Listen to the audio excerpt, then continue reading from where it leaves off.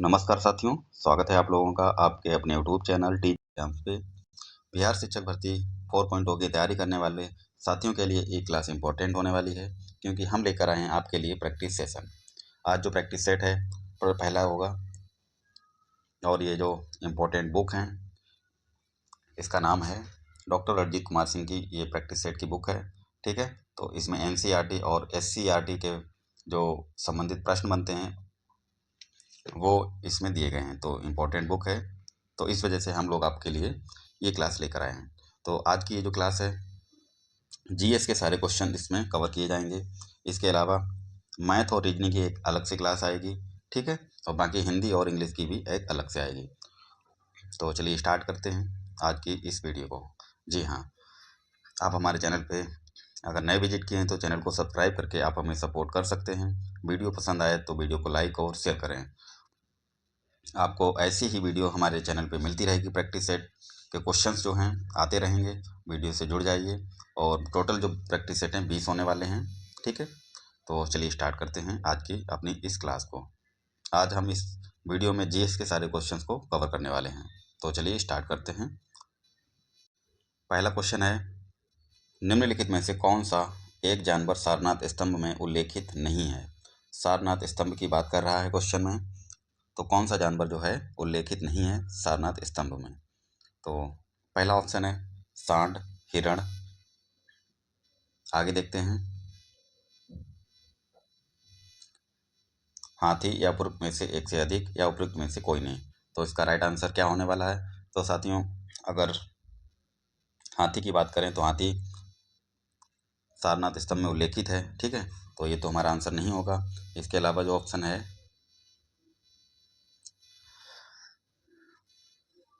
सांड की बात करें, सांड यानी कि बैल, ये भी उल्लेखित है, लेकिन हिरण जो है उल्लेखित नहीं है, तो नहीं पूछा गया है। तो राइट आंसर हो जाएगा हिरण। ठीक है, सारनाथ के स्तंभ में कौन कौन से जानवर उल्लेखित हैं। हाथी, हाथी के बाद में घोड़ा, घोड़ा के बाद में बैल यानी कि सांड, बैल के अलावा सिंह। ठीक है, ये 4 जानवर जो हैं सारनाथ के स्तंभ में उल्लेखित किए गए हैं। अगले क्वेश्चन की तरफ चलते हैं।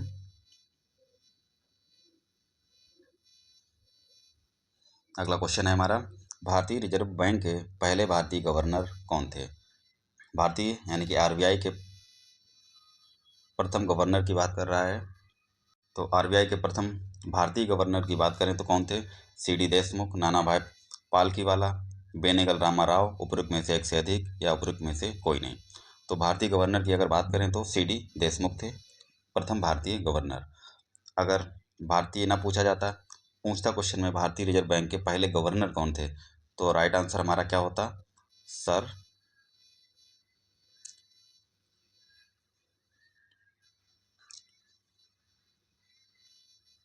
Sir ऑब्सवर्न Smith.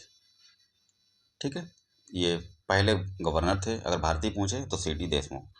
चलते हैं अगले क्वेश्चन की तरफ।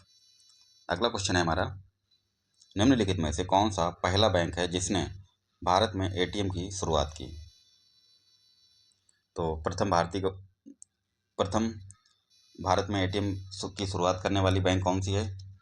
ऑप्शन है एसबीआई, एचएसबीआई, एचएसबीसी, एचएसबीसी या आईसीआईसीआई। तो उपरोक्त में से एक से अधिक या उपरोक्त में से कोई नहीं। तो इसका राइट आंसर क्या हो जाएगा, एचएसबीसी। ठीक है, अगले क्वेश्चन की तरफ चलते हैं। क्वेश्चन है हमारा, रामविलास पासवान ने अपना राजनीतिक सफर किस राजनीतिक दल से प्रारंभ किया था। तो ऑप्शन है जनता पार्टी, भारतीय लोक दल, संयुक्त सोशलिस्ट पार्टी, उपरोक्त में से एक से अधिक या उपरोक्त में से कोई नहीं। तो इनकी जो पार्टी थी कौन सी थी, संयुक्त सोशलिस्ट पार्टी। इन्होंने अपना कैरियर जो है इसी से शुरू किया था। संयुक्त सोशलिस्ट पार्टी की अगर बात करें तो 1960 के दशक में इसकी स्थापना हुई थी, 1960 के दशक में। अगला क्वेश्चन है, बिहार के राजनीतिज्ञ स्वर्गीय रघुवंश प्रसाद सिंह पहली बार किस लोकसभा के लिए निर्वाचित हुए थे। ऑप्शन है 10वीं लोकसभा, 11वीं लोकसभा, 12वीं लोकसभा या उपरोक्त में से एक से अधिक या उपरोक्त में से कोई नहीं। तो राइट आंसर क्या हो जाएगा साथियों? 12वीं लोकसभा के लिए ये निर्वाचित हुए थे। ठीक है, कौन? राजनीतिक थे रघुवंश प्रसाद सिंह। अगला क्वेश्चन है, विजयनगर साम्राज्य का पहला शासक कौन था जिसने बहमनियों से गोवा के महत्वपूर्ण किलों को छीना था? तो कौन था? ऑप्शन है देवराय, हरिहर प्रथम, हरिहर द्वितीय, उपयुक्त में से एक से अधिक या उपयुक्त में से कोई नहीं। तो इसका राइट आंसर क्या हो जाएगा? Option C. तो साथियों मैं आपसे कहना चाहूँगा आप भी अपने क्वेश्चन को अपनी तरफ से सॉल्व करना है और बाद में कमेंट करके आप मुझे बताना कितने आपके सही हुए। ठीक है, बाकी आंसर तो मैं दे ही देता हूँ। अगला क्वेश्चन देखते हैं, तालीकोटा युद्ध के समय विजयनगर साम्राज्य में किस राजवंश का शासक था? किस राजवंश का शासन था? कब? तालीकोटा युद्ध के समय विजयनगर साम्राज्य की बात कर रहा है। तो किसका था? संगम का, अराविडू का, तुलुप का, उपयुक्त में से एक से अधिक या उपयुक्त में से कोई नहीं। तो उस समय शासन किसका था? तुलुप वंश का। अगला क्वेश्चन देखते हैं, क्वेश्चन है, कृष्णदेव राय ने हम्पी में कृष्णा स्वामी मंदिर का निर्माण करवाया जो जो में राज्य में स्थित है, जो किस राज्य में स्थित है ये पूछा गया है। ऑप्शन है कर्नाटक, कलकत्ता, जम्मू और कश्मीर, उपयुक्त में से एक से अधिक या उपयुक्त में से कोई नहीं। किस राज्य में स्थित है? कर्नाटक में स्थित है ये। ठीक है, क्वेश्चन है, इजराइल से शांति समझौता करने वाला पहला अरब देश कौन था? मिस्र, जॉर्डन, बहरीन, उपयुक्त में से एक से अधिक या उपयुक्त में से कोई नहीं। तो पहला समझौता करने वाला कौन सा देश था? मिस्र था। कब किया था? 1979 में। दूसरे देश की बात करें तो कौन सा था? जॉर्डन। जॉर्डन जो है द्वितीय था। ठीक है, अगला क्वेश्चन है, निम्नलिखित में से कौन सी एजेंसी या एजेंसियों ने संयुक्त रूप से रोगाणु रोधी प्रतिरोध पर एक स्वास्थ्य प्राथमिकता अनुसंधान अनुसंधान एजेंडा लॉन्च किया? किसने किया? ये क्वेश्चन पूछा गया है। तो ऑप्शन है हमारा खाद्य एवं कृषि संगठन, बी कहता है विश्व स्वास्थ्य संगठन, ऑप्शन सी है विश्व पशु स्वास्थ्य संगठन, या उपयुक्त में से एक से अधिक या उपयुक्त में से कोई नहीं। तो राइट आंसर इसका हो जाएगा खाद्य एवं कृषि संगठन, ये भी करेक्ट है। ठीक है, ऑप्शन बी है विश्व स्वास्थ्य संगठन, ये भी करेक्ट है। सी है विश्व पशु स्वास्थ्य संगठन, ये भी करेक्ट है। तो राइट आंसर है ऑप्शन डी, उपयुक्त में से एक से अधिक। अगला क्वेश्चन है, सत्याग्रह की अभिव्यक्ति होती है हिंसक विस्फोट में, सशस्त्र विद्रोह में, असहयोग में, उपयुक्त में से एक से अधिक या उपयुक्त में से कोई नहीं। तो सत्याग्रह की अभिव्यक्ति होती है, कैसे होती है? असहयोग में। ऑप्शन सी हमारा करेक्ट आंसर हो जाएगा। अगला क्वेश्चन है साथियों, मुस्लिम लीग ने पृथक मुस्लिम राष्ट्र की मांग को कब स्वीकार किया? ऑप्शन है वर्ष 1906 में, ऑप्शन बी है खिलाफत आंदोलन के दौरान, सविनय अवज्ञा आंदोलन के विरोध करते हुए, या फिर उपयुक्त में से एक से अधिक या उपयुक्त में से कोई नहीं। तो साथियों मुस्लिम लीग ने पृथक मुस्लिम राष्ट्र की मांग को स्वीकार किया था। कब किया था? ये किया था 1940 में। 1940 में कराची का अधिवेशन हुआ था। कहाँ पे? कराची का अधिवेशन हुआ था। ठीक है, तो 1940 तो दिया गया नहीं गया, तो राइट आंसर क्या हो जाएगा? उपयुक्त में से कोई नहीं। अगला क्वेश्चन है, स्वतंत्र भारत का पहला गवर्नर जनरल कौन था? स्वतंत्र भारत की बात कर रहा है तो B R Ambedkar, C Rajagopalachari, doctor Rajendra Prasad, उपयुक्त में से एक से अधिक या उपयुक्त में से कोई नहीं। तो स्वतंत्र भारत के पहले गवर्नर जनरल कौन थे? सी राजगोपालाचारी। ठीक है, और ये अंतिम भी थे। अगले क्वेश्चन की तरफ चलते हैं, स्वतंत्रता के पश्चात किस राज्य में पहली गैर कांग्रेसी सरकार बनी? ऑप्शन देखते हैं,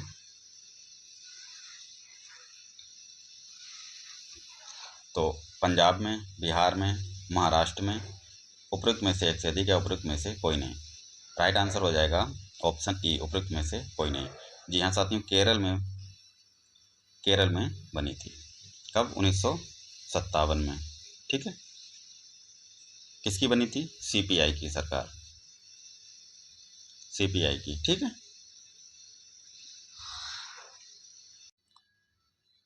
क्वेश्चन है, राजा राममोहन राय ने किसके विरुद्ध ऐतिहासिक विरोध किया था? तो बर्ड व्यवस्था के विरोध में किया था, या फिर सती प्रथा के विरोध में, महिलाओं की समाज में गिरती स्थिति के लेकर के, या उपयुक्त में से एक से अधिक, या उपयुक्त में से कोई नहीं। तो साथियों, राजा राममोहन राय ने सती प्रथा का विरोध किया था। ठीक है, ऑप्शन हमारा बी करेक्ट हो जाएगा। अगला क्वेश्चन है, वर्षों पहले हमने नियति से वादा किया था, 14 अगस्त 1947 की मध्य रात्रि के समय यह कथन किसने कहा था? वर्षों पहले हमने नियति से वादा किया था, ये कथन किसका है? जवाहरलाल नेहरू का। ऑप्शन सी हमारा करेक्ट आंसर हो जाएगा। ठीक है, अगला क्वेश्चन है, कलकत्ता, मुंबई और मद्रास में उच्च न्यायालय की स्थापना कब हुई थी? 1935 में, 1919 में, 1862 में, उपयुक्त में से एक से अधिक, या उपयुक्त में से कोई नहीं। तो कलकत्ता, मुंबई और मद्रास में उच्च न्यायालय की स्थापना कब हुई थी? 1862 में हुई थी। ऑप्शन सी हमारा करेक्ट आंसर है। नेक्स्ट क्वेश्चन है, इंडिया फॉर इंडियंस किताब किसने लिखी है? ये इंपॉर्टेंट बुक है, ठीक है, याद रखना है, इंपॉर्टेंट। CR दास ने लिखी, MG रनाडे ने लिखी, VD सावरकर के द्वारा, या उपयुक्त में से एक से अधिक, या उपयुक्त में से कोई नहीं। तो इंडिया फॉर इंडियंस किसने लिखी है? ये लिखी है CR दास ने। ठीक है, राइट आंसर हमारा ऑप्शन ए हो जाएगा। अगला क्वेश्चन है, भागलपुर में नमक सत्याग्रह का नेतृत्व किसने किया था? ऑप्शन है श्री कृष्ण सिंह ने, महादेवलाल सर्राफ ने, कुमार मिश्रा ने, या उपयुक्त में से एक से अधिक, या उपयुक्त में से कोई नहीं। तो भागलपुर में नमक सत्याग्रह की अगर बात करें तो इसका नेतृत्व करने वाले कोई और नहीं, महादेवलाल सर्राफ थे। ऑप्शन बी हमारा करेक्ट आंसर है। अगला क्वेश्चन है, निम्नलिखित घाटे में से कौन सा दोहरे घाटे की स्थिति से संबंधित है? ऑप्शन है राजकोषीय घाटा, खाता घाटा, चालू खाता घाटा, या राजस्व घाटा। ठीक है, तो कौन सा है इसमें? राजकोषीय घाटा और चालू खाता जो है दोहरे घाटे की स्थिति को संबंधित है। ठीक है, तो ऑप्शन हो जाएगा हमारा ए और बी दोनों करेक्ट है ना, तो ऑप्शन डी हमारा करेक्ट आंसर हो जाएगा, उपयुक्त में से एक से अधिक। ऑप्शन डी, उपयुक्त में से एक से अधिक। अगला क्वेश्चन है, विश्वव्यापी तापन का संभावित परिणाम क्या हो सकता है? विश्वव्यापी तापन का संभावित परिणाम क्या हो सकता है? ऑप्शन है समुद्र स्तर में वृद्धि, फसल के स्वरूप में परिवर्तन, तट रेखा में परिवर्तन, उपयुक्त में से एक से अधिक, या उपयुक्त में से कोई नहीं। साथियों, इसके तीनों ही ऑप्शन करेक्ट हैं, ए भी करेक्ट है, बी भी और सी भी। तो राइट आंसर क्या हो जाएगा? उपयुक्त में से एक से अधिक। अगला क्वेश्चन है, यदि वायु में जलवाष्प की मात्रा अधिक हो तो वाष्पीकरण की जो दर है कैसी होगी? घटेगी, शून्य हो जाएगी, बढ़ेगी, या फिर उपयुक्त में से एक से अधिक, या उपयुक्त में से कोई नहीं। तो साथियों, वायु में जलवाष्प की मात्रा अधिक होती है तो वाष्पीकरण की दर जो है घटेगी। ठीक है, राइट आंसर क्या हो जाएगा? ऑप्शन ए हमारा करेक्ट आंसर है। अगला क्वेश्चन है, जो वन चक्रवातों के अवरोधकों का कार्य करते हैं वे वन कौन से हैं? अल्पाइन वन, मैंग्रोव वन, सदाबहार, उपयुक्त में से एक से अधिक, या उपयुक्त में से कोई नहीं। तो कौन से वन है वो? ऑप्शन बी, मैंग्रोव वन। अगला क्वेश्चन है, विश्व की 29% भूमि को आच्छादित करने वाला सबसे बड़ा वन कौन सा है? उष्णकटिबंधीय वर्षा वन है, साइबेरिया का टैगा वन, मानसून वन, उपयुक्त में से एक से अधिक, या उपयुक्त में से कोई नहीं। तो साथियों, इसका राइट आंसर क्या हो जाएगा? साइबेरिया का टैगा वन। ठीक है, कमेंट बॉक्स में आप भी आंसर दे सकते हैं। अगला क्वेश्चन है, कहाँ के वृक्ष कम अथवा अधिक समय के लिए पत्तियों से रहित हो जाते हैं? कहाँ के वृक्ष हैं वो? ऑप्शन है सदाबहार वन, गरान यानी कि मैंग्रोव वाले वन, जंगली कुंज वन, उपयुक्त में से एक से अधिक, या उपयुक्त में से कोई नहीं। राइट आंसर क्या हो जाएगा साथियों? ऑप्शन ई हमारा करेक्ट आंसर हो जाएगा, क्योंकि ऑप्शन नहीं दे रखा है सही। तो कौन से वन होते हैं वो? पर्णपाती वन, पर्णपाती वन। ठीक है, अगला क्वेश्चन है, बृहद हिमालय स्थित एक ठंडा रेगिस्तान है। जो बृहद हिमालय है स्थित एक ठंडा रेगिस्तान है, कौन सा है? लद्दाख का, सतपुड़ा का, अरावली, उपयुक्त में से एक से अधिक, या उपयुक्त में से कोई नहीं। तो लद्दाख का जो रेगिस्तान है ठंडा है, ऑप्शन ए वाला करेक्ट आंसर हो जाएगा।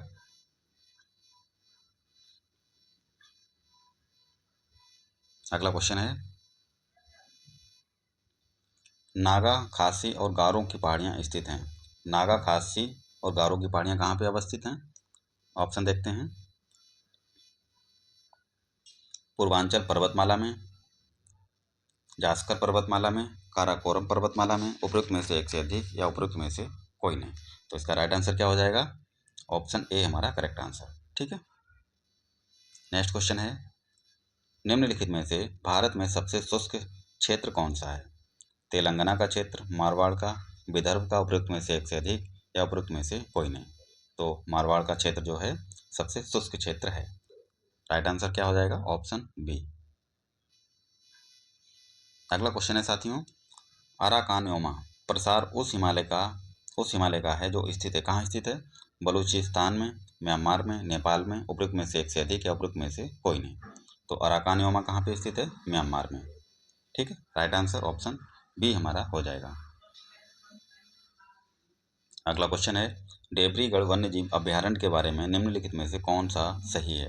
तो कौन सा कथन सही है डेबरीगढ़ वन्यजीव अभ्यारण्य के बारे में? यह उड़ीसा राज्य में स्थित है। इसकी स्थापना 1985 में हुई। अगला है, यह यमुना बांध के पास स्थित है। तो डेबरीगढ़ वन्यजीव अभ्यारण्य जो है उड़ीसा राज्य में स्थित है, ये तो सही है। और इसकी स्थापना 1985 में हुई, ये भी करेक्ट है। लेकिन ये यमुना बांध के पास स्थित नहीं है। तो राइट आंसर क्या हो जाएगा साथियों? ऑप्शन डी, उपरोक्त में से एक से अधिक। अगला क्वेश्चन है, नागार्जुन सागर बांध का निर्माण किस नदी पर हुआ? तो नागार्जुन सागर जो बांध है, पहली बात तो इसका निर्माण कब हुआ था?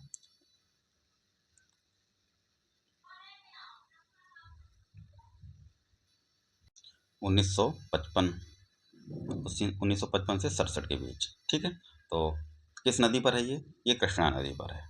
राइट आंसर क्या हो जाएगा? कृष्णा नदी। चंबल भी नहीं होगा, कोसी भी नहीं। ठीक है। तो राइट आंसर ऑप्शन ए हमारा करेक्ट आंसर हो जाएगा, 1955 से 67 के बीच। अगला है, राष्ट्रीय राजमार्ग 1A Leh co dot dot dot दर्रा होते हुए कश्मीर घाटी से जोड़ता है। यानी कि राजमार्ग जो 1A है लेह को कहाँ तक जोड़ता है, किस दर्रे तक? तो ऑप्शन है खैबर, जोजिला, नाथुला, उपरोक्त में से एक से अधिक या उपरोक्त में से कोई नहीं। तो कहाँ तक जोड़ता है ये? जोजिला तक जोड़ता है। ठीक है। लेह को कहाँ से? जोजिला दर्रे तक जोड़ता है।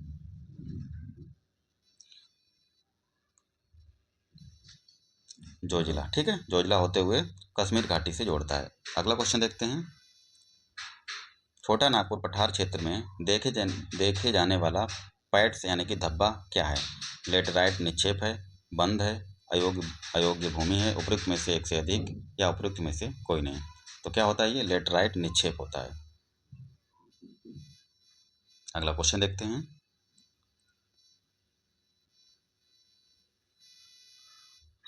क्वेश्चन है, कोई व्यक्ति भारत के 3 अलग अलग राज्यों में स्थित रणथंभौर, गिर और बांदीपुर के राष्ट्रीय उद्यान नेशनल पार्क, बांदीपुर के राष्ट्रीय उद्यान कौन सा नेशनल पार्क है, देखना चाहता है। क्या देखना चाहता है? बांदीपुर का राष्ट्रीय नेशनल पार्क।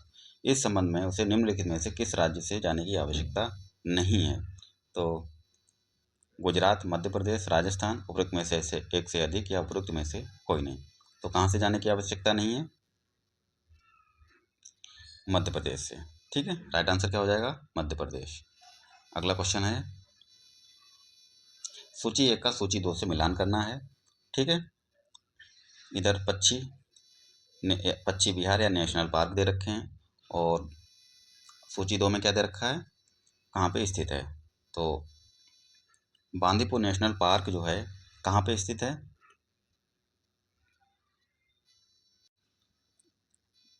कर्नाटक में। ठीक है।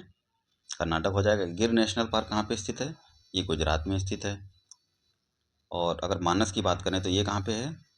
ये असम में है, असम।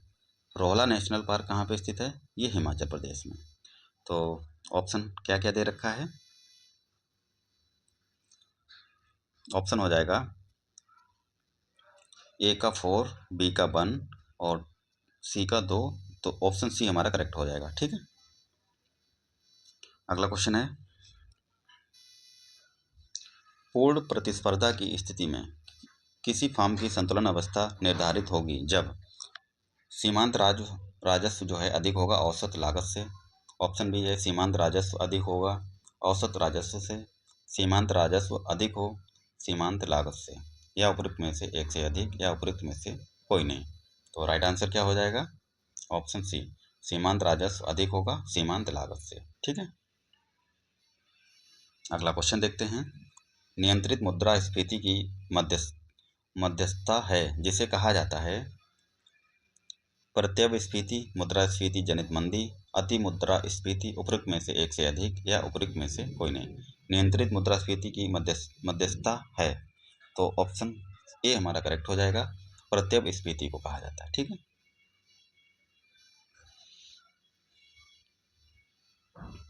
अगला क्वेश्चन है, निम्न में से कौन सा एडम स्मिथ के अनुसार कराधान के कैनन सिद्धांत में नहीं आता है?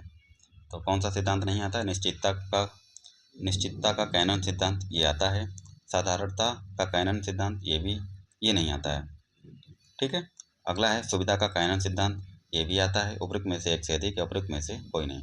तो पूछा गया है नहीं आता है, तो कौन सा नहीं आता? साधारणता का कैनन सिद्धांत। तो राइट आंसर ऑप्शन बी हमारा करेक्ट हो जाएगा। अगला क्वेश्चन है, वह सट्टेबाज जो लाभ कमाने हेतु कीमतों में गिरावट करने पर वापस खरीदने के लिए शेयरों की बिक्री कर देता है, उसे क्या कहा जाता है? तेजड़िया, मंदड़िया, बोअर, उपरोक्त में से एक से अधिक, या उपरोक्त में से कोई नहीं। तो उसे क्या कहते हैं? मंदड़िया कहते हैं, बियर। ठीक है, नेक्स्ट क्वेश्चन है, निम्नलिखित में से कौन सुमेलित नहीं है? एंथोलॉजी, फूलों का अध्ययन, ये करेक्ट है। एंटमोलॉजी का, कीटों का वैज्ञानिक अध्ययन किया जाता है एंटमोलॉजी में, ये भी सही है। पोलियोबायोलॉजी, इसमें जीवाश्म विज्ञान का अध्ययन किया जाता है, तो ये भी हमारा करेक्ट है। कौन सा करेक्ट नहीं है ये पूछा गया है, तो उपरोक्त में से एक से अधिक, सारे तो सही हैं, तो नहीं पूछा गया, तो उपरोक्त में से कोई नहीं। राइट आंसर क्या हो जाएगा? ई। अगला क्वेश्चन है साथियों, निम्न में से किसने संविधान सभा के समक्ष उद्देश्य प्रस्ताव को पेश किया था? किसने किया था? ऑप्शन है जवाहरलाल नेहरू ने, बी आर अम्बेडकर ने, बी एन राव ने, उपरोक्त में से एक से अधिक, या उपरोक्त में से कोई नहीं। तो किसने उद्देश्य प्रस्ताव को पेश किया था ये पूछा गया है, तो राइट आंसर क्या हो जाएगा? ऑप्शन ए हमारा करेक्ट आंसर, जवाहरलाल नेहरू ने किया था। ठीक है, किसने किया था? जवाहरलाल नेहरू ने। कब किया था? डेट भी पता होनी चाहिए, 13 दिसंबर 1946 को। ठीक है, उद्देश्य प्रस्ताव कब पेश किया गया? 13 दिसंबर 1946 को। किसने किया? जवाहरलाल नेहरू ने। अगला क्वेश्चन देखते हैं, 26 जनवरी 1950 को भारत का संविधान लागू किया गया था, तब भारतीय गणतंत्र की वास्तविक संवैधानिक स्थिति क्या थी? तो उस समय हमारा जो संविधान था कैसा था ये पूछा गया है।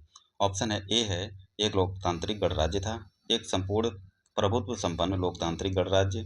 ऑप्शन सी है एक संपूर्ण प्रभुत्व संपन्न धर्मनिरपेक्ष लोकतांत्रिक गणराज्य। तो उस समय स्थिति क्या थी? ऑप्शन बी हमारा करेक्ट आंसर है, एक संपूर्ण प्रभुत्व संपन्न लोकतांत्रिक गणराज्य था। ठीक है, धर्मनिरपेक्ष 42वें संविधान संशोधन में जोड़ा गया था। धर्मनिरपेक्ष ने पंथ निरपेक्ष को जोड़ा गया था। पंथ निरपेक्ष। ठीक है, अगला क्वेश्चन देखते हैं, निम्नलिखित में से किस शब्द का प्रस्तावना में उल्लेख नहीं किया गया है? तो ऑप्शन है प्रभुत्व संपन्न लोकतांत्रिक गणराज्य। ऑप्शन बी है समाजवादी का। ऑप्शन सी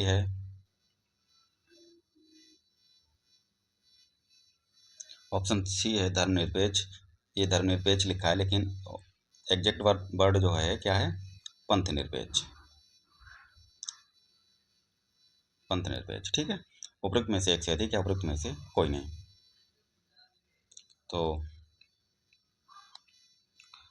क्वेश्चन क्या कहता है? निम्नलिखित में से किस शब्द का प्रस्तावना में उल्लेख नहीं किया गया है?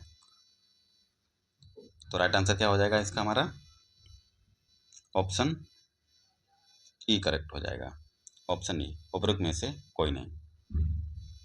अगला क्वेश्चन है साथियों, गणतंत्र में अंतिम शक्ति किसके पास होती है? सम्राट के पास, जनता के पास, जीतने वाली पार्टी के पास, उपरोक्त में से एक से अधिक, या उपरोक्त में से कोई नहीं। तो गणतंत्र में अंतिम शक्ति जो होती है जनता के पास होती है। ऑप्शन बी करेक्ट हो जाएगा। अगला क्वेश्चन है, भारत का संविधान भारत भारत को निम्नलिखित रूप में घोषित करता है सिवाय साम्यवादी, लोकतांत्रिक गणराज्य, समाजवादी, उपरोक्त में से एक से अधिक या उपरोक्त में से कोई नहीं। तो राइट आंसर इसका क्या हो जाएगा? साम्यवादी। ठीक है, बाकी लोकतांत्रिक गणराज्य के रूप में भी घोषित करता है, समाजवादी के रूप में भी करता है, लेकिन साम्यवादी के रूप में नहीं करता है। चलते हैं अगले क्वेश्चन की तरफ। क्वेश्चन है उदारवाद का प्रतीक है। ऑप्शन है उदारीकरण, प्रकृति और व्यवहार, राजनीतिक और आर्थिक पहलुओं पर सामाजिक स्वतंत्रता, या फिर उपरोक्त में से एक से अधिक या उपरोक्त में से कोई नहीं। तो राइट आंसर क्या हो जाएगा? उदारवाद का प्रतीक है।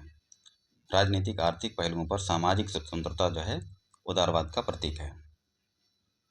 अगला क्वेश्चन है सर्चलाइट अखबार निकालना प्रारंभ किया था। सर्चलाइट अखबार जो है किसने निकालना प्रारंभ किया था? ऑप्शन है अली इमाम, सच्चिदानंद सिन्हा, राजेंद्र प्रसाद, उपरोक्त में से एक से अधिक या उपरोक्त में से कोई नहीं। तो राइट आंसर क्या हो जाएगा?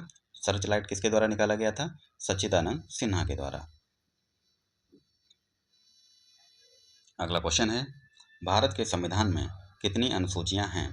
11, 10, 15, उपरोक्त में से एक से अधिक या उपरोक्त में से कोई नहीं। तो भारत के संविधान में कितनी अनुसूचियां हैं? 12। राइट आंसर क्या हो जाएगा? ई, उपरोक्त में से कोई नहीं। अगला क्वेश्चन है भारतीय संविधान के किस अनुसूची में राज्यों के नाम और उनके क्षेत्रों का उल्लेख किया गया है? तो राज्यों का नाम और उनके क्षेत्रों का उल्लेख कौन सी अनुसूची में किया गया है? ये क्वेश्चन पूछा गया है। ऑप्शन है प्रथम, द्वितीय, तृतीय अनुसूची, उपरोक्त में से एक से अधिक या कोई नहीं। तो राज्यों का नाम और उनके क्षेत्रों का उल्लेख प्रथम अनुसूची में किया गया है। राइट आंसर ऑप्शन ए हो जाएगा हमारा करेक्ट। द्वितीय अनुसूची की बात करें तो इसमें किसका उल्लेख है? वेतन संबंधी, वेतन का उल्लेख है। और तृतीय अनुसूची की अगर बात करें तो इसमें किसका है? शपथ का उल्लेख है। ठीक है, प्रथम में राज्य के नाम और उनके क्षेत्र का, द्वितीय में वेतन संबंधित है, तृतीय शपथ से संबंधित। अगला क्वेश्चन है निम्नलिखित में से किस अनुसूची में देश के विभिन्न राज्यों में अनुसूचित क्षेत्रों और अनुसूचित जनजातियों के प्रशासन और नियंत्रण का उपबंध किया गया है? तो कौन सी अनुसूची में? तीसरी में, पांचवी में, सातवीं, किस में किया गया है? तो इसका उल्लेख जो है पांचवी अनुसूची में किया गया है। उपरोक्त में से एक से अधिक, ये गलत हो जाएगा, ये भी गलत हो जाएगा। और तीसरी अनुसूची ये भी गलत, सातवीं ये भी गलत। तो किस में किया गया है? पांचवी अनुसूची में। क्वेश्चन है एक साधारण सूक्ष्मदर्शी में अंतिम प्रतिबिंब होता है। तो साधारण सूक्ष्मदर्शी में अंतिम प्रतिबिंब होता है। ऑप्शन है वास्तविक हासिल तथा प्रतिलोमित होता है, वास्तविक आवर्धित तथा प्रतिलोमित होता है। ऑप्शन सी है आभासी आवर्धित तथा सीधा होता है। कैसा होता है? ऑप्शन सी वाला करेक्ट है, आभासी होता है, आवर्धित और सीधा होता है। ठीक है, अगला क्वेश्चन है निम्नलिखित में से कौन सा शब्द ध्वनि तरंगों से संबंधित नहीं है? ऑप्शन है हर्ट्ज, ये तो है संबंधित, डेसिबल भी संबंधित है ध्वनि से, लेकिन कैंडिला जो है ये संबंधित नहीं है, तो नहीं पूछा गया है। ऑप्शन सी करेक्ट हो जाएगा। कैंडिला जो है ज्योति तीव्रता का मात्रक है, ज्योति तीव्रता। ठीक है, अगले क्वेश्चन पे चलते हैं। वातावरण के अंदर क्षैतिज ऊष्मा अंतरण को क्या कहा जाता है? तो अभिवहन कहा जाता है, संवहन, चालन, उपरोक्त में से एक से अधिक या कोई नहीं। तो राइट आंसर इसका क्या हो जाएगा साथियों? अभिवहन कहा जाता है। ठीक है, ऑप्शन ए इसका करेक्ट है। अगला क्वेश्चन है निम्नलिखित में से किस अम्ल का प्रयोग एस्पिरिन बनाने में किया जाता है? एस्टिक अम्ल का प्रयोग करते हैं, सैलिसाइक्लिक अम्ल, सक्सनिक अम्ल, उपरोक्त में से एक से अधिक या कोई नहीं।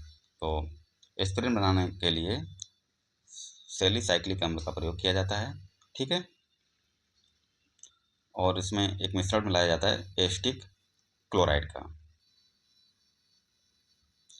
Asterisk chloride. सैलिसाइक्लिक अम्ल का एस्टिक क्लोराइड के साथ में प्रयोग किया जाता है तब एस्पिरिन का। ठीक है, और एस्पिरिन जो है एक ज्वरनाशी दवा है। ठीक है, और दर्द निवारक भी है। अगला क्वेश्चन है हेमेटाइट अयस्क क्या खनिज है? जिंक यानी कि जस्ता का, लोहे का, शीशे का, तो किसका है? ये लोहे का है। ऑप्शन बी हमारा करेक्ट आंसर हो जाएगा इसमें। ठीक है, और हेमेटाइट को लाल अयस्क भी कहते हैं। लाल अयस्क। चलते हैं अगले क्वेश्चन की तरफ। अगला क्वेश्चन है साथियों, निम्न में से कौन सा अम्ल सेब में उपस्थित होता है? कौन सा? सिट्रिक अम्ल, एसिटिक अम्ल, मैलिक अम्ल, उपरोक्त में से एक से अधिक या उपरोक्त में से कोई नहीं। तो सेब में अगर बात करें तो मैलिक अम्ल पाया जाता है। अगला क्वेश्चन देखते हैं। क्वेश्चन है, डिलेक्सिया रेजिया रेफिन वैज्ञानिक नाम है। डिलोनिक्स रेजिया रेफिन, क्या नाम है? डिलोनिक्स रेजिया रेफिन वैज्ञानिक नाम किसका है, ये पूछा गया है। बरगद का, गुलमोहर का, इमली का, उपरोक्त में से एक से अधिक या कोई नहीं। तो ये गुलमोहर का वैज्ञानिक नाम है। क्या नाम है? डिलोनिक्स रेजिया रेफिन। अगला क्वेश्चन है, मानव कंकाल परीक्षण किसके लिए किया जाता है? तो मस्तिष्क की क्षमता के लिए, आंतरिक आयु के लिए, आंतरिक ऊंचाई के लिए, उपरोक्त में से एक से अधिक या उपरोक्त में से कोई नहीं। तो मानव कंकाल का जो परीक्षण है आंतरिक आयु ज्ञात करने के लिए किया जाता है। ऑप्शन बी हमारा करेक्ट आंसर हो जाएगा। चलते हैं अगले क्वेश्चन की तरफ। मानव शरीर में कुल कितनी अस्थियां होती हैं? ये तो नॉर्मल सा क्वेश्चन है, सबको पता है कितनी होती हैं, 206। अगला क्वेश्चन है, मृदा जल तनाव निम्न में से किस उपकरण द्वारा मापा जाता है? तो ऑप्शन है फोटोमीटर, पायरोमीटर, साइक्रोमीटर, उपरोक्त में से एक से अधिक या कोई नहीं। तो इसका राइट आंसर क्या हो जाएगा? किसके द्वारा मापा जाता है मृदा जल तनाव? ये मापा जाता है ट्रांजियोमीटर के द्वारा। ट्रांजियोमीटर के द्वारा। तो ट्रांजियोमीटर ऑप्शन में नहीं है, राइट आंसर क्या हो जाएगा? उपरोक्त में से एक, उपरोक्त में से कोई नहीं। ठीक है। अगला क्वेश्चन है, निम्नलिखित घटनाओं का सही कालक्रम क्या है? तो लखनऊ समझौता कब हुआ था? ये हुआ था 1916 में। द्वैत शासन का प्रवर्तन ये 1919 में ही आया था। रोलेट एक्ट की अगर बात करें तो 8 मार्च 1919। बंग भंग की अगर बात करें तो ये 1905 के। ठीक है। तो सबसे पहले कौन आया? बंग भंग। तो 4 नंबर किसमें है? 4, 1, 3, 2, ये करेक्ट हो जाएगा। पहले बंग भंग, फिर उसके बाद लखनऊ समझौता होता है, फिर उसके बाद 8 मार्च 1919 को रोलेट एक्ट आता है, फिर द्वैत शासन आता है। ठीक है। अगला क्वेश्चन है, the anarchical and revolutionary crime act 1919 को सामान्य बोलचाल भाषा में कहा जाता है, क्या कहते हैं इसको? रोलेट एक्ट कहते हैं, Pitts India act, Indian arms act. तो इसको क्या बोलते हैं साथियों? Rowlatt act. ठीक है। अगला क्वेश्चन देखते हैं।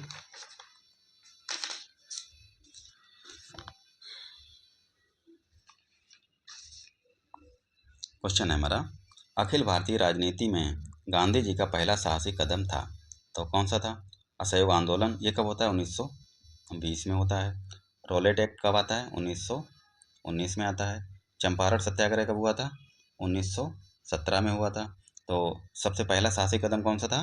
चंपारण सत्याग्रह का, यानी कि चंपारण आंदोलन का। तो राइट आंसर ऑप्शन सी हो जाएगा। अगला क्वेश्चन है, हंटर आयोग की नियुक्ति की गई। हंटर आयोग जो है इसकी नियुक्ति की गई थी, किस लिए की गई थी? ठीक है, ये पूछा गया है। काल कोठरी घटना के बाद, जलियांवाला बाग हत्याकांड के बाद, 1857 ईस्वी के विद्रोह के बाद की गई थी। तो हंटर आयोग जो है, जलियांवाला बाग हत्याकांड हुआ था उसके बाद में कमीशन बिठाया गया था, जिसे हंटर आयोग नाम दिया गया था। तो राइट आंसर क्या हो जाएगा? ऑप्शन बी, जलियांवाला बाग हत्याकांड के बाद में। ठीक है। इसी की जांच करने के लिए ये आयोग बनाया गया था। अगला क्वेश्चन देखते हैं। स्वदेशी और बहिष्कार पहली बार किस घटना के दौरान संघर्ष की विधि के रूप में अपनाए गए थे? तो कब अपनाए गए थे ये? बंगाल विभाजन के विरुद्ध आंदोलन के टाइम पे, होम रूल आंदोलन के टाइम पे, असहयोग आंदोलन के। तो राइट आंसर क्या हो जाएगा? बंगाल विभाजन के विरुद्ध आंदोलन के टाइम पे। कब हुआ था ये? 1905 में। अगला क्वेश्चन है, निम्नलिखित में से कौन एक चंपारण सत्याग्रह की अति महत्वपूर्ण पहलू है? ऑप्शन दे रखा है, राष्ट्रीय आंदोलन में अखिल भारतीय स्तर पर अधिवक्ताओं, विद्यार्थियों और महिलाओं की सक्रिय सहभागिता। दूसरा है, राष्ट्रीय आंदोलन में भारत के दलित और आदिवासी समुदायों का सक्रिय भागीदारी होना। अगला है भारत के राष्ट्रीय आंदोलन में किसान असंतोष का सम्मिलित होना, तो यही करेक्ट आंसर हो जाएगा, ऑप्शन सी वाला। ठीक है। अगला क्वेश्चन है स्वतंत्रता आंदोलन के क्रांतिकारी आतंकवादियों का पहला महत्वपूर्ण साहसिक कार्य बर्रा डकैती का स्थान था। तो बर्रा डकैती का स्थान क्या था? बम्बई कर्नाटक में, पंजाब में, पूर्वी बंगाल में। तो राइट आंसर ऑप्शन सी हो जाएगा, पूर्वी बंगाल में। नेक्स्ट क्वेश्चन है महात्मा गांधी ने 1930 ईस्वी में सविनय अवज्ञा आंदोलन आरंभ किया था। कहाँ से शुरू किया था ये? सेवाग्राम से, दांडी से, साबरमती से, उपयुक्त में से एक से अधिक या उपयुक्त में से कोई नहीं। तो साबरमती आश्रम से इन्होंने शुरू किया था। ठीक है। अगला क्वेश्चन है साथियों,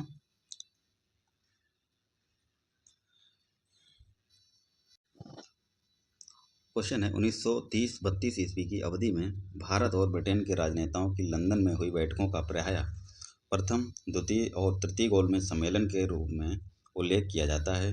उनका उसी रूप में उल्लेख गलत होगा क्योंकि ऑप्शन दे रखा है इनमें से दो में राष्ट्रीय कांग्रेस ने भाग नहीं लिया। ऑप्शन बी कहता है भारतीय राष्ट्रीय कांग्रेस को छोड़कर जिन भारतीय दलों ने भाग लिया उन्होंने पूरे भारत का नहीं बल्कि वर्गीय हितों का प्रतिनिधित्व किया था। ठीक है। अगला है ब्रिटेन की लेबर पार्टी सम्मेलन के बीच में ही हट गई थी और सम्मेलन की कार्रवाई पक्षपातपूर्ण हो गई थी। ऑप्शन डी है उपयुक्त में से एक से अधिक या उपयुक्त में से कोई नहीं। तो इसका राइट आंसर क्या हो जाएगा साथियों? उपयुक्त में से कोई नहीं। कौन सा गलत पूछा गया है ना, तो गलत कौन सा है? गलत कोई नहीं है, गलत कोई सा नहीं है, मतलब सारे सही हैं। ए भी सही है, बी भी और सी भी करेक्ट है। तो राइट आंसर इसमें उपयुक्त में से कोई नहीं हो जाएगा। अगला क्वेश्चन है कैबिनेट मिशन योजना के विषय में निम्नलिखित में से कौन सा विकल्प सही नहीं है? प्रांतीय समूहीकरण, भारतीय सदस्यों वाला अंतरिम मंत्रिमंडल, ऑप्शन सी है भारत विभाजन की स्वीकृति। तो कैबिनेट मिशन में भारत विभाजन की स्वीकृति जो है इसको नकार दिया था, स्वीकार नहीं किया गया था। और राइट आंसर क्या हो जाएगा इसका? ऑप्शन सी, यही सही नहीं है। ठीक है, गलत पूछा गया है। अगला क्वेश्चन है सूची 1 का सूची 2 से मिलान करना है। उष्णकटिबंधीय और शंकु वृक्ष, कच्छ मैंग्रोव वनस्पति, पतझड़ वन कहाँ कहाँ पे हैं ये पूछा गया है। तो उष्णकटिबंधीय वन कहाँ पे हैं? साइलेंट वैली में। इसका 1 का 4 हो जाएगा। ठीक है। शंकु वन कहाँ पाए जाते हैं?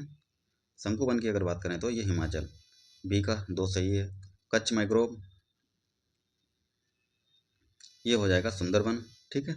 और पतझड़ वन की अगर बात करें तो राजस्थान। तो 1 का 4 कोई है? 1 का 4 कोई सा नहीं, यानी कि उपयुक्त में से कोई नहीं। करेक्ट आंसर क्या हो जाएगा? उपयुक्त में से कोई नहीं। नेक्स्ट क्वेश्चन है चिपको आंदोलन से संबंधित। चिपको आंदोलन ये टीआरई 1 में पूछा भी गया था। टीआरई 1 में क्वेश्चन पूछा गया है। छुआछूत रोकने के लिए आंदोलन था, वृक्षों को बचाने के लिए आंदोलन, दुग्ध उत्पादन के लिए, उपयुक्त में से एक से अधिक या कोई नहीं। तो ये वृक्षों को बचाने के लिए आंदोलन था, चिपको आंदोलन। ठीक है। अगला क्वेश्चन देखते हैं।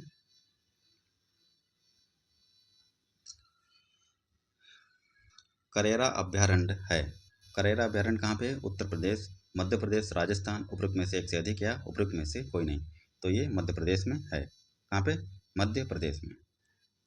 अगला क्वेश्चन है भारत में अपलावी वन कहाँ पाए जाते हैं? तो ये कहाँ पे पाए जाते हैं? अंडमान, हिमालय के दक्षिणी ढाल में, सुंदरवन में।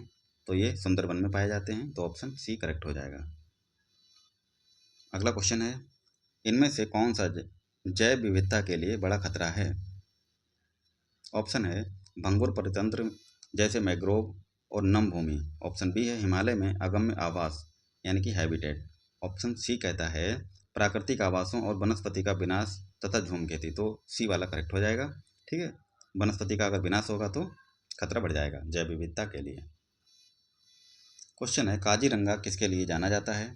तो काजीरंगा जो है साथियों एक सींग गैंडे वाले के लिए जाना जाता है। ऑप्शन ए इसका करेक्ट आंसर हो जाएगा। बाघ भी गलत हो जाएगा, चिड़िया भी। अगला क्वेश्चन है जयमंडल और राज्य, कौन सा जयमंडल किस राज्य में है, ये पूछा गया है। सिमलीपॉल, सिमलीपॉल कहाँ पे, उड़ीसा में, ये तो सही है। नोकरेक की अगर बात करें तो ये कहाँ है, मेघालय, ये भी करेक्ट हो जाएगा। अगस्तमलाई कहाँ है, केरल में है, ये भी सही है। तो राइट आंसर क्या हो जाएगा, उपयुक्त में से कोई नहीं। क्या पूछा गया है, कौन सा सुमेलित नहीं है, हाँ तो सही है। सुमेलित कौन सा नहीं है, सारे सही हैं, तो राइट आंसर उपयुक्त में से कोई नहीं। अगला क्वेश्चन है निम्नलिखित में से भारत में कौन जैव विविधता का एक संवेदनशील स्थान माना जाता है। तो कौन सा, अरावली की पहाड़ियाँ, या फिर सिंधु गंगा का मैदान, पूर्वी घाट, उपयुक्त में से एक से अधिक, या उपयुक्त में से कोई नहीं। तो संवेदनशील मैदान की अगर बात करें तो ये पश्चिमी घाट को माना जाता है, पश्चिमी घाट को। तो राइट आंसर क्या हो जाएगा, ऑप्शन ए, उपयुक्त में से कोई नहीं। भारतवर्ष का प्रथम राष्ट्रीय उद्यान है, नंदा देवी राष्ट्रीय उद्यान, जिम कॉर्बेट राष्ट्रीय उद्यान। तो अगर प्रथम की बात करें तो पहला है heli national park. Heli national park का नाम बदल करके क्या रखा गया, जिम कॉर्बेट नेशनल पार्क, और इसकी स्थापना कब हुई थी, 1936 में। तो इसका राइट आंसर क्या हो जाएगा, बी वाला ही करेक्ट हो जाएगा। ठीक है।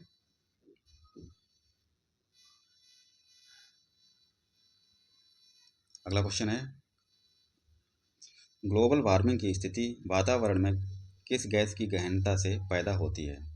तो ग्लोबल वार्मिंग की अगर बात करें तो ये ऑक्सीजन, कार्बन डाइऑक्साइड, हाइड्रोजन, किसके कारण होती है, कार्बन डाइऑक्साइड।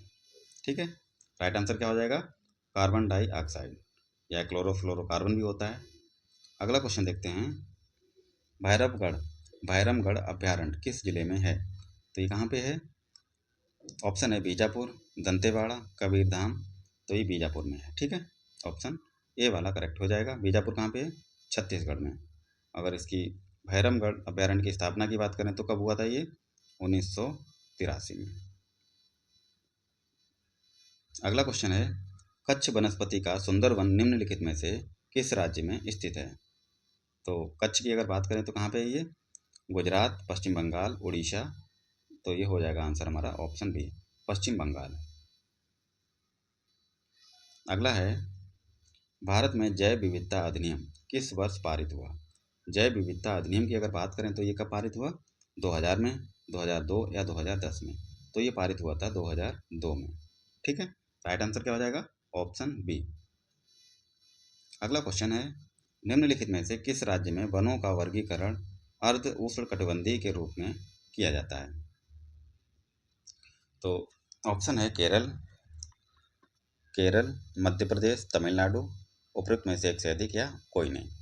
तो राइट आंसर क्या हो जाएगा, मध्य प्रदेश। अगला क्वेश्चन है सेम किस स्थिति से संबंधित है। तो ऑप्शन है रेत बालू के टीलों का निर्माण, पारिस्थितिकी में परिवर्तन, मिट्टी या मृदा का अपरदन या कटाव, उपयुक्त में से एक से अधिक, या उपयुक्त में से कोई नहीं। तो ऑप्शन बी हमारा करेक्ट हो जाएगा, पारिस्थितिकी में परिवर्तन। अगला क्वेश्चन है भारत में जैव विविधता के ताप स्थल हॉटस्पॉट हैं,